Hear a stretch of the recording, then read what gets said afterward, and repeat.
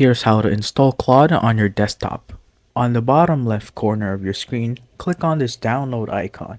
Once it redirects you to this page, search for a box that's named Desktop and click Download for Windows. Once you click Download for Windows, it should show us how to install Claude. It says here Open, Launch, and Chat. And we're going to do exactly that.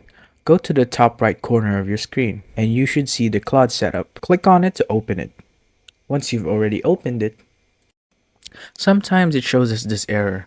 It says that we need to turn on developer mode in order to install the app. So here it asks you a question, would you like to open settings? Just click yes. Now this should open settings for you directly where you can open developer mode.